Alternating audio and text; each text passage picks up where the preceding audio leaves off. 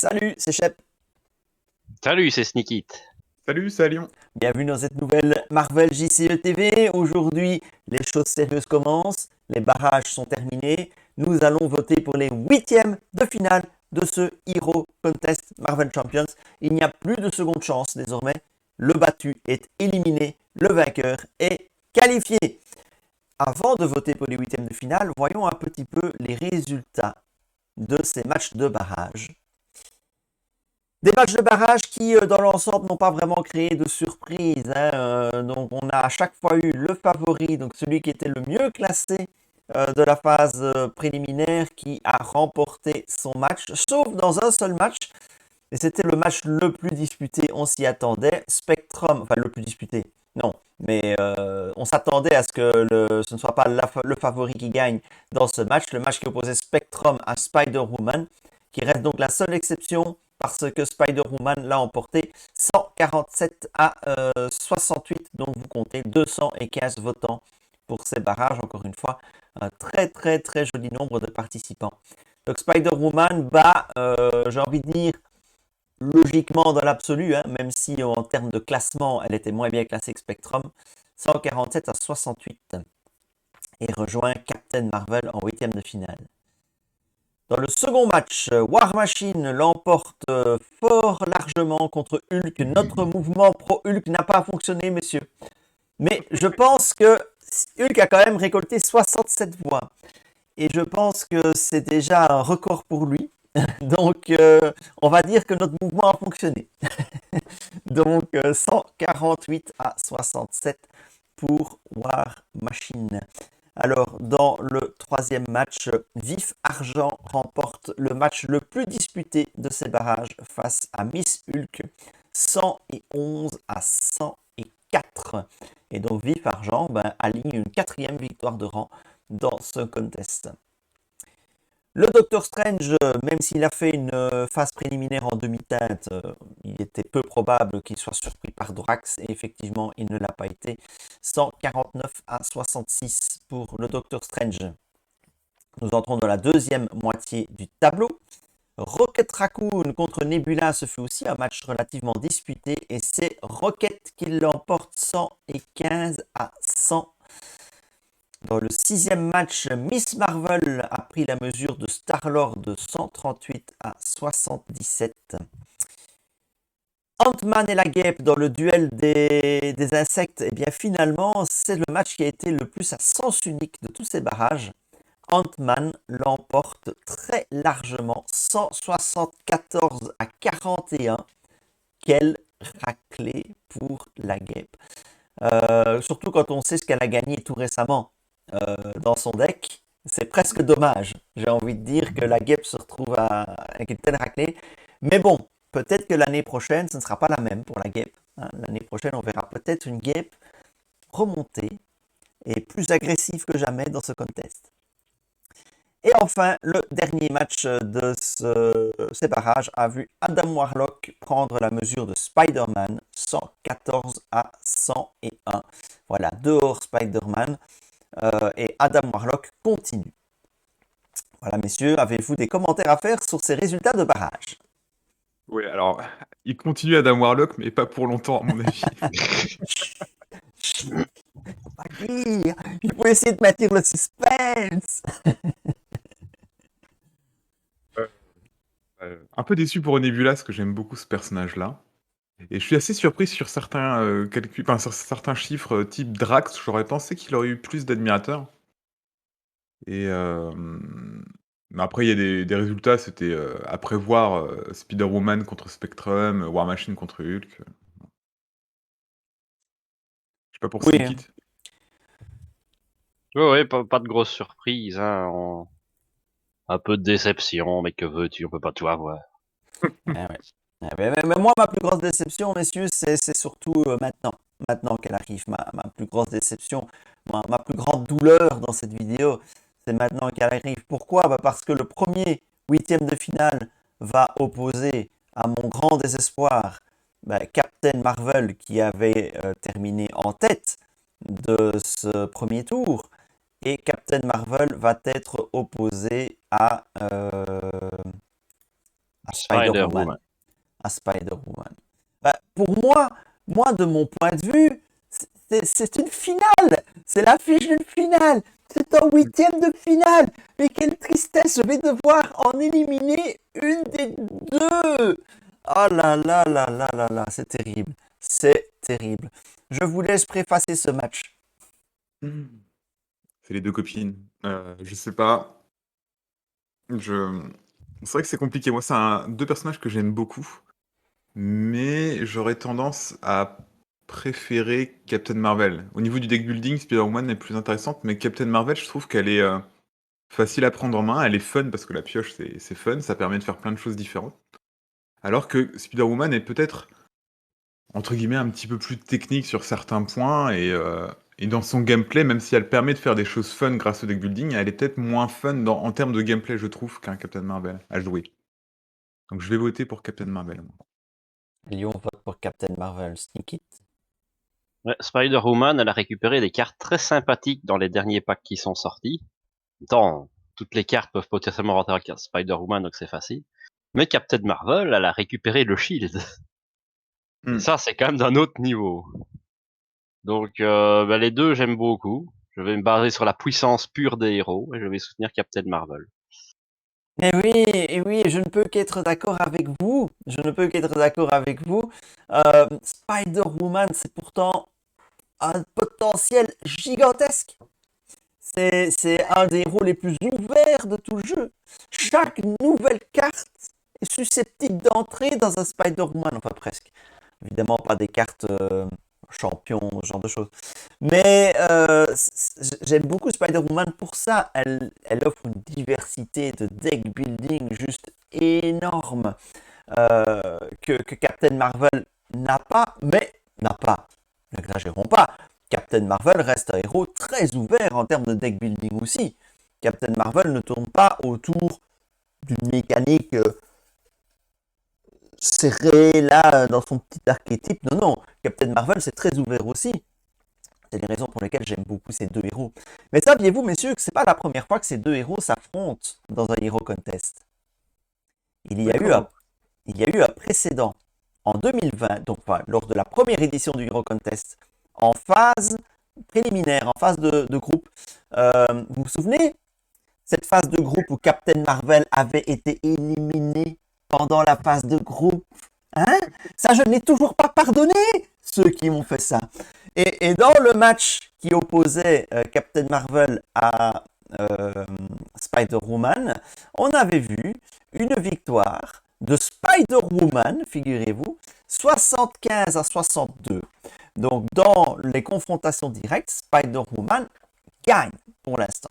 Alors, est-ce que l'histoire va se répéter? Ou bien est-ce que l'arrivée du Shield, parce que c'est clair que l'arrivée du Shield est un énorme boost pour Captain Marvel, mais est-ce que l'arrivée du Shield va renverser cette tendance? En tout cas, pour mon vote, je vais vous suivre. Je vais voter pour Captain Marvel aussi, parce qu'il faut bien choisir quelqu'un. Et pourquoi je vote Captain Marvel? Justement pour l'arrivée du Shield.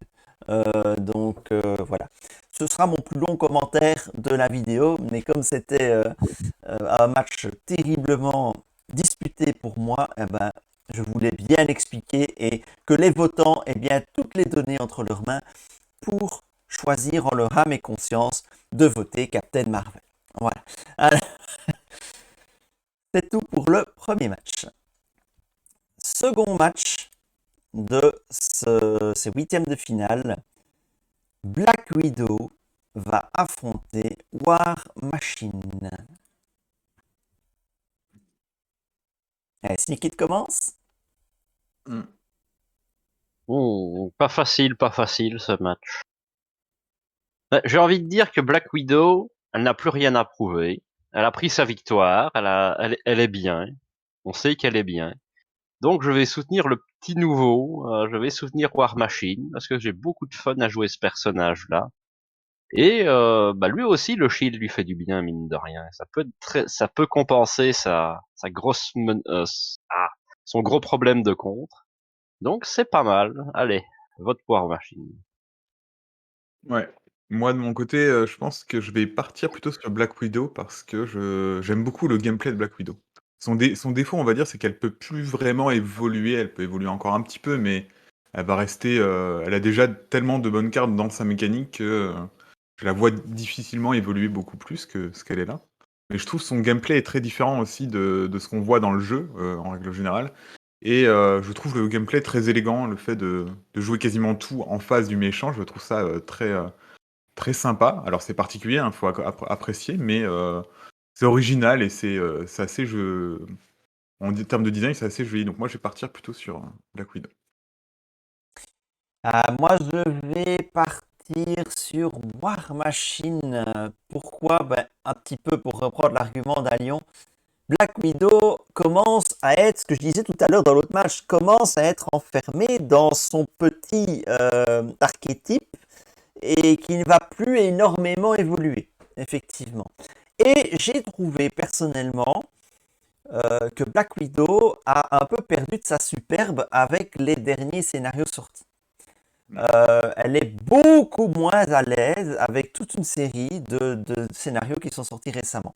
Alors bien sûr, War Machine n'est pas forcément plus à l'aise, mais il est tellement bourrin et tellement drôle à jouer, et sa bourrinitude est tellement bien rendue que je vais le soutenir sur ce match.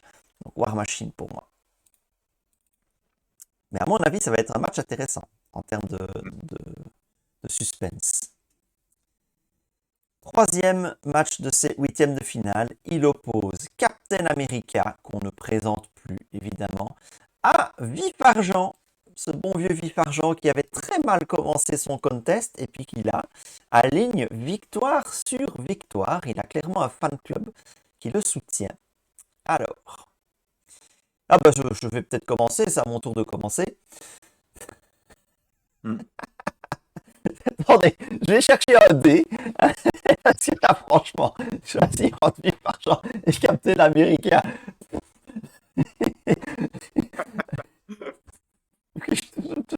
Allez, je vais voter Captain America parce que je l'ai tellement bâché pendant 1 an et demi de contest. Allez, je vais voter pour lui cette fois-ci, Captain America. Allez, vas-y à Lyon.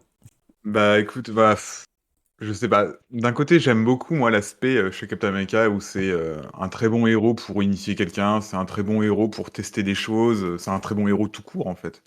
Donc ça, c'est vraiment un point fort parce que ça permet voilà, de faire plein de choses avec lui. Par contre, en termes d'originalité, je pense que j'ai préféré Vif Argent. Et même si je suis pas complètement fan de Vif Argent, je le trouve un petit peu lent à jouer finalement. C'est un peu bizarre pour une sorte de Flash, quoi. Mais je trouve qu'il est plus original quand même dans son gameplay. Pour quelqu'un qui a un petit peu l'habitude du jeu, je pense que Vif Argent est plus fun que Captain America. Même si Captain America est surpuissant et à mon avis est beaucoup plus puissant que Vif Argent. J'ai voté Vif Argent. Vif Argent pour Lyon. Sneak it. Vif Argent, il a aussi reçu des belles cartes avec le pack de Ironheart. Donc moi, je l'ai ressorti. J'ai proposé une petite decklist qui marche plutôt bien. Je fais plus de 100 dégâts en un tour. Je trouve ça particulièrement drôle. Après, ça met 10 ans à se mettre en place, mais j'arrive à le faire. Mais Captain America, c'est une valeur sûre, et c'est un perso, contrairement à Shep, que j'aime beaucoup pour le background et le fluff. Donc moi, je vais sur Captain America.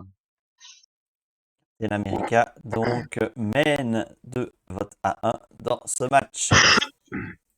Quatrième match de ces huitièmes de finale, ça va être intéressant. Gamora qui s'était très bien débrouillé donc dans la phase préliminaire, va affronter le Docteur Strange qui lui par contre avait eu du mal dans cette phase préliminaire au point de devoir passer par les barrages. Barrages qu'il a très facilement passé. Alors, eh bien à Lyon, vas-y. Bah, moi, je sais pas, je vois Gamora là, puis je vois pas de deuxième héros, donc bah, je votais Gamora. Non, je suis vraiment pas fan de Doctor Strange. J'aime pas du tout le personnage. Je trouve il était trop puissant au départ hein, quand il est sorti. Maintenant, c'est peut-être changé, mais honnêtement, je m'amuse pas tellement avec lui. Il m'intéresse pas trop. Par contre, Gamora, je trouve que c'est un très très beau héros qui permet de tester plein de choses en solo. Et je trouve que c'est quasiment un héros taillé solo et j'aime bien cette idée-là. Parce qu'elle est toujours forte en duo, et puis au-delà, j'imagine. Mais je trouve qu'en solo, elle a vraiment les réponses qu'il faut pour le joueur, le contre, l'attaque. La défense, ça peut être un peu délicat par moment, mais voilà, ça reste un héros très, très intéressant. Donc moi, j'ai privilégié Gamora ici, parce que Doctor Strange, je peux pas l'encadrer. Donc, voilà. Et il y a beaucoup de mauvaise foi aussi au passage. Il en faut. C'est ça le contest. Mais écoute, je ne peux que valider tout ce que tu viens de dire. Dans le genre héros enfermé dans son tout petit archétype, comme ça, Strange, c'est le champion. Strange, en fait, tu pourrais jouer avec 0 carte d'affinité et juste avec son deck de 15. Tu t'en fous, en fait. Un deck Strange. Oh, je vais me faire un deck Strange. Randomizer, carte de ma collection, hop, et puis je joue avec ces 15 cartes de son set. J'exagère un peu, mais oh là là. À force de m'exciter, j'ai déplacé ma caméra.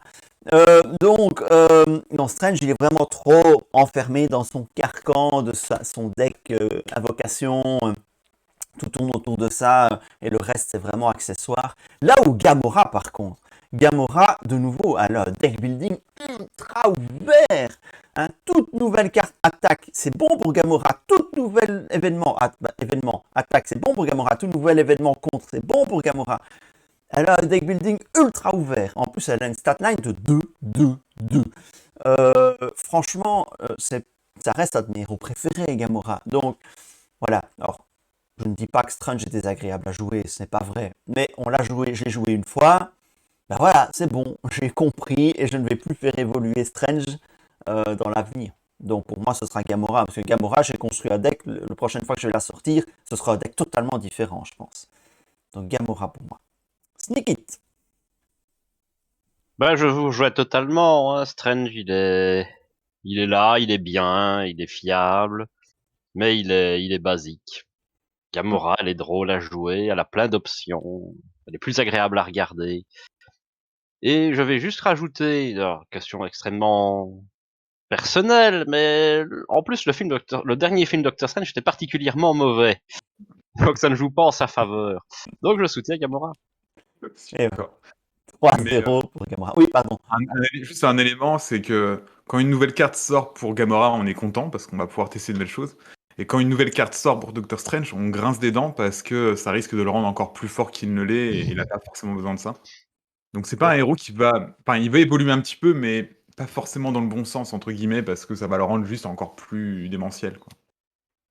Ouais, c'est vrai. Ça va pas le C'est rendre vrai. forcément plus intéressant. Match suivant. On va voir si les viewers pensent comme nous. Hein. Donc, ça va être intéressant de suivre le résultat de ce match. C'est intéressant qu'il mettez des commentaires. Hein, Ah oui, bien c'est ça, on attend vos commentaires. Alors, Vision affronte Rocket Raccoon. Il est déjà sur... Oui, il est là. Voilà. Nikit, tu nous ouvres ce match? Ça va encore être compliqué pour le raton laveur. Ouais. Déjà que lui, il s'en sort un peu par chance, un peu par là. Il est extrêmement fragile, contre Vision qui est extrêmement solide. C'est quand même compliqué. Alors attention, en termes de fun, je pense que Rocket est quand même au-dessus. Parce que Rocket fait des trucs très drôles, et on va bien s'amuser. Mais Vision, c'est fort. C'est fort, ça fait le café. Et puis c'est beaucoup, beaucoup plus polyvalent que n'est Rocket au final, je trouve. Ouais. Donc Bah, pour ça, moi je vais aller sur Vision. ouais, bah Vision. écoute, moi j'aime pas spécialement Vision, mais par contre enfin, Rocket j'aime bien, mais je préfère dans cet archétype de gestion des sbires plutôt, je préfère Thor. Mais je pense que Rocket, il a la carte la plus fun du jeu là. Schadenfreude. Schadenfreude. Schadenfreude. Mais Schadenfreude. juste pour ça, je vais voter pour lui, parce que entre les deux héros, je les aime pas spécialement, donc du coup, je vais voter sur une des bêtes, je vais voter pour cette carte. Bah, si tu veux la rentabiliser, tu lui donnes le costume de symbiote, passe à 19 points de vie. Comme ça, le tour où tu joues Schadenfreude, tu remontes full life, c'est particulièrement drôle. Ça te donne envie de tester. Ouais. moi, parce qu'il faut toujours, même si on est en huitième de finale, même si ça devient sérieux, il faut quand même garder un peu de légèreté dans le contest et avoir parfois des arguments totalement bidons. Et ben pour ce match, je vais sortir un argument totalement bidon. Rocket Raccoon, il a une capacité qui s'appelle va crever. Et moi, ça, rien que pour ça, je lui donne mon vote. Parce que je trouve ça trop génial d'avoir une capacité qui s'appelle va crever. Voilà, je vote Rocket Raccoon. Voilà.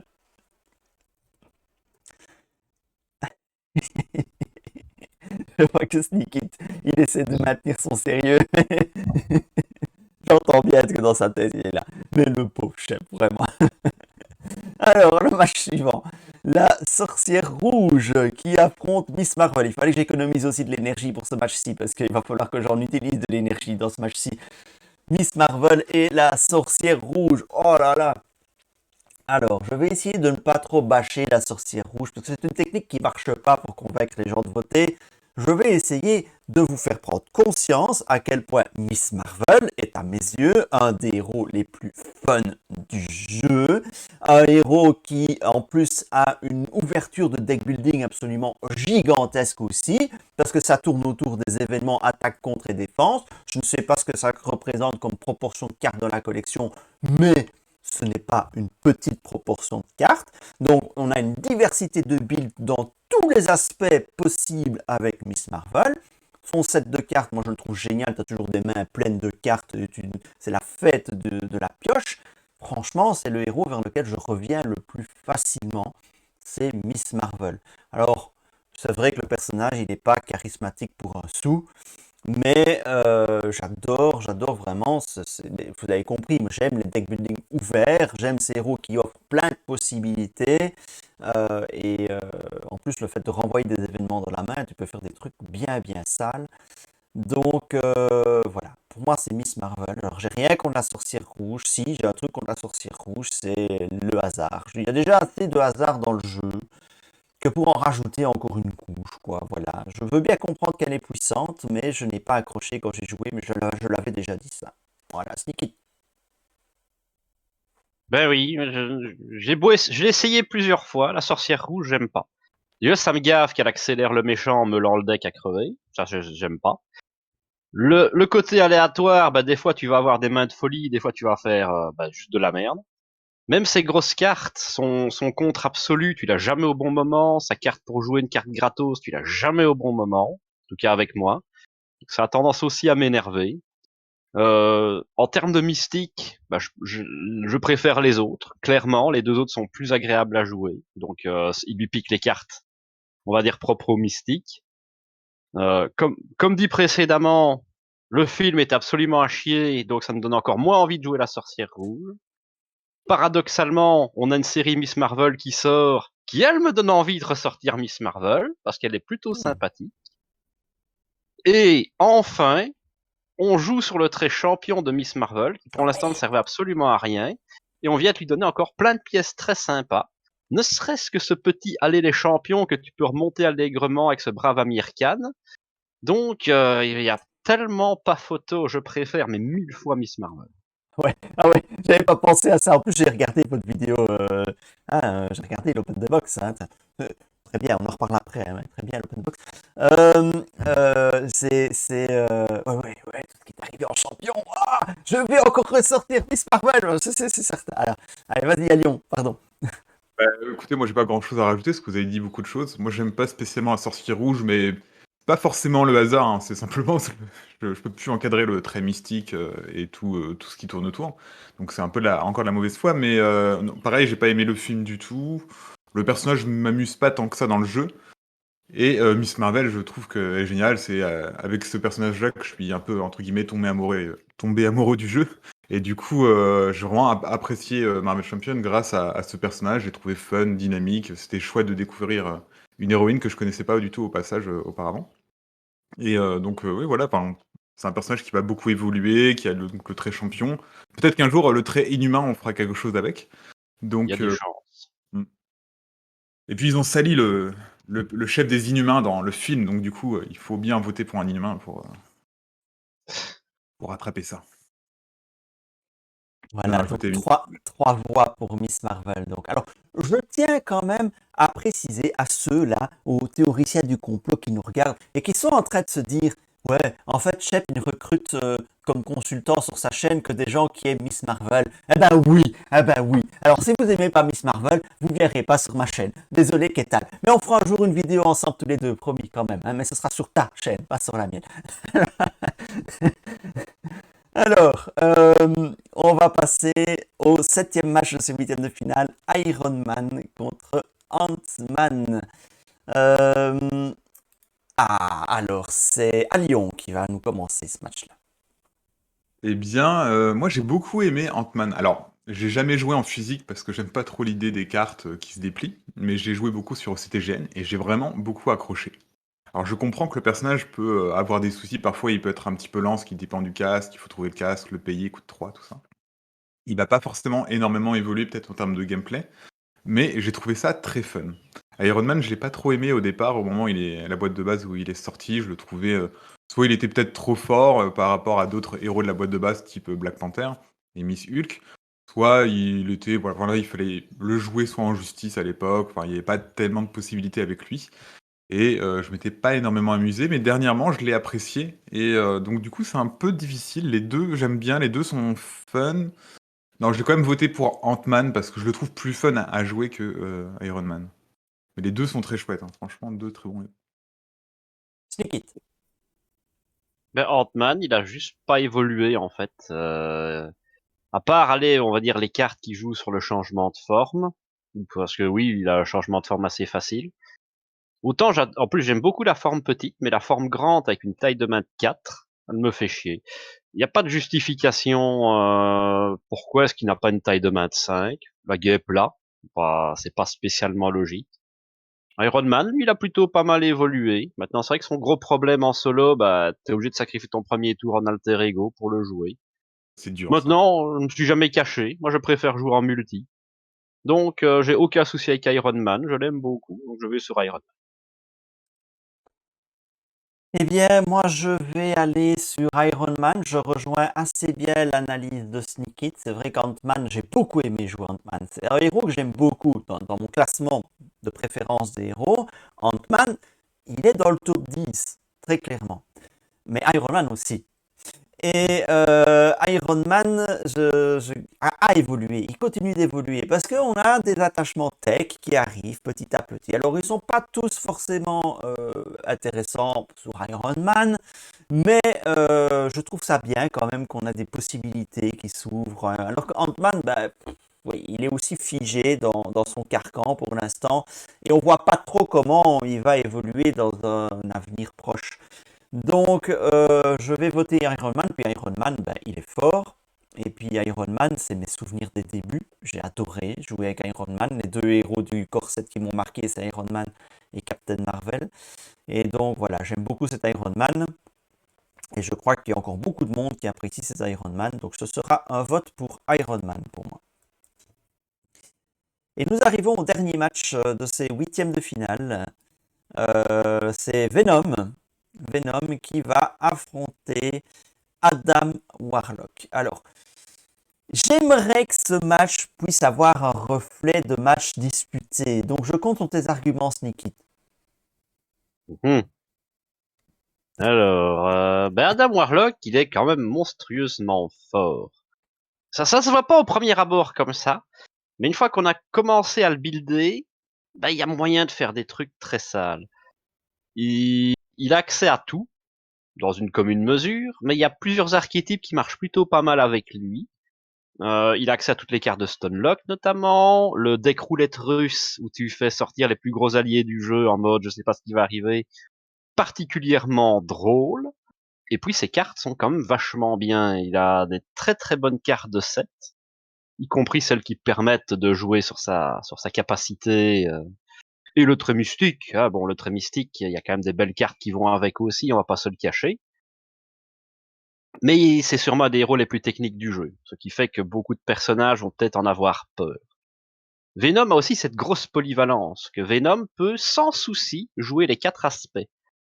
La justice va compenser un peu son manque de contre initialement, L'agression lui donne des armes supplémentaires pour s'amuser. La protection permet d'utiliser cette ressource Joker 2 fois par tour, puisque tu peux les utiliser pendant le tour du méchant. Et le commandement, ça va permettre, le commandement, ça marche avec tout le monde de toute façon, puisque ne serait-ce que d'abreuver Venom en carte pour lui permettre de se faire plaisir, ça marche.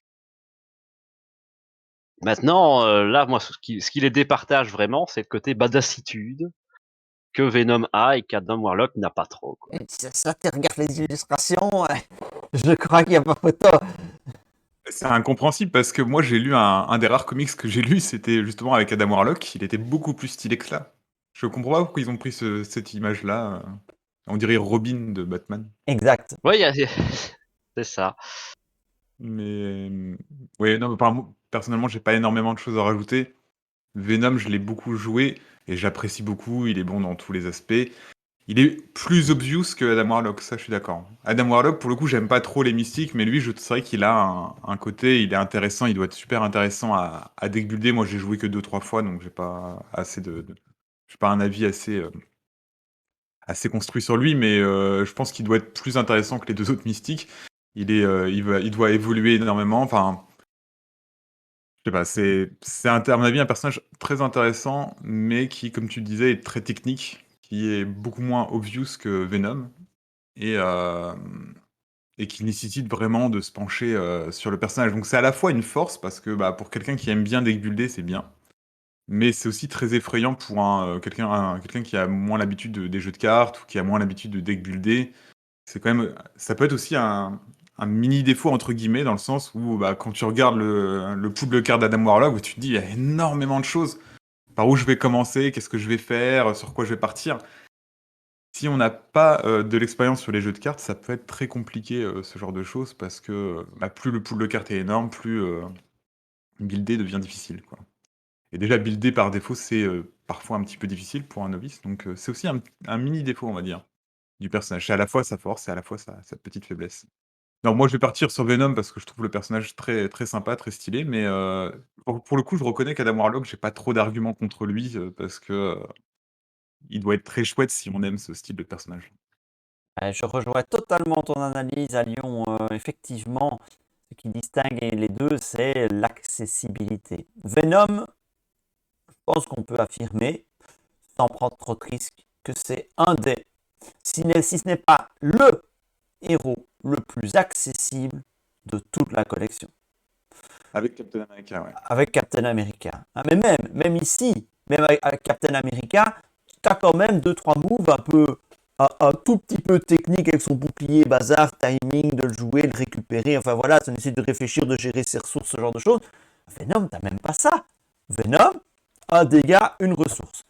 On peut difficilement faire plus simple que ça. Et c'est super efficace. Donc, l'accessibilité de Venom, rien à faire. C'est un héros que tout le monde a envie de jouer parce qu'il est super accessible, il est bon en plus.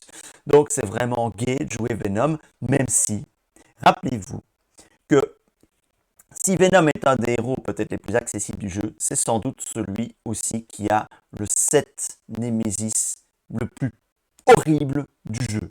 Parce que quand tu dois te taper tes 4 symbiotes enragés, putain, tu rigoles pas. Hein, surtout que ça sortira toujours au plus mauvais moment. Donc, bon, voilà, ça c'était la petite parenthèse négative. Adam Warlock, tu as tout dit à Lyon. Adam Warlock, c'est le Lalola Hayes de Marvel Champions. Adam Warlock te permet d'avoir accès à toute la collection pour builder. Et ça, effectivement, c'est effrayant pour le joueur qui n'est pas habitué au jeu de cartes. Et donc, je comprends tout à fait que le joueur un peu plus casu dans les jeux de cartes se retrouve avec Adam Warlock et se gratte la tête. Oh non, je vais jouer Venom. Et, et donc, ça je comprends, mais en termes de puissance pure, je ne suis pas sûr que Venom soit en puissance pure supérieure à Adam Warlock. Un Adam Warlock maîtrisé, un Adam Warlock bien construit, je peux faire un taf tout aussi bon qu'un Venom. N'oubliez pas qu'un Adam Warlock, on peut en faire un héros immortel qui ne mourra mais jamais, quoi.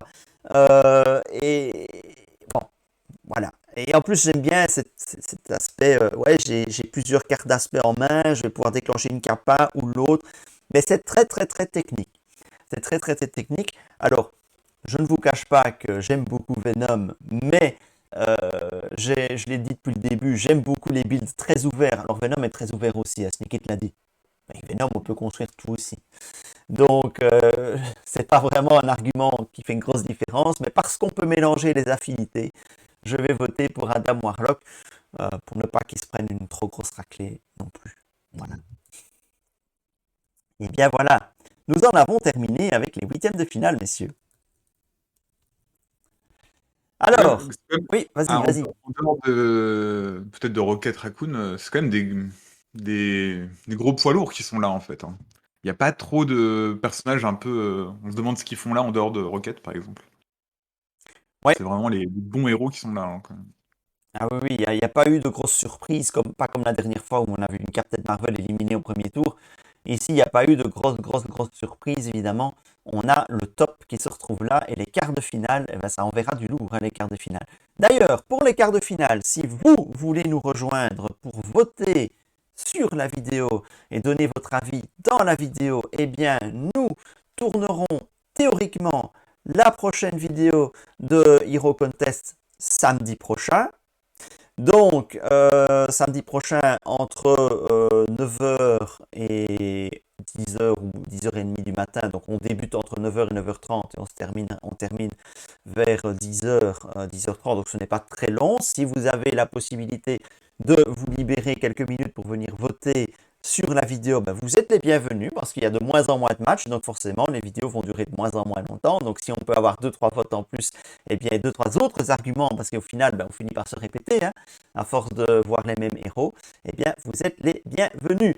Nous vous demanderons juste de ne pas activer votre caméra pour le tournage, parce que sinon ça va être très compliqué de gérer tout ça. Voilà. Merci messieurs pour vos avis extrêmement éclairés sur ce Hero Contest. On se retrouve la semaine prochaine pour les quarts de finale. En attendant, le formulaire du vote, il est dans les commentaires de la vidéo, dans le descriptif de la vidéo. N'hésitez pas à laisser vos arguments dans les commentaires de la vidéo. Et on se retrouve la semaine prochaine. Et bien évidemment, il y aura d'ici là encore une vidéo. Je ne sais pas si ce sera une de Sneaky, d'Alion, ou peut-être des deux, hein, qui sait, sur le créneau du mercredi. Voilà, salut à tous. Salut. Prochaine.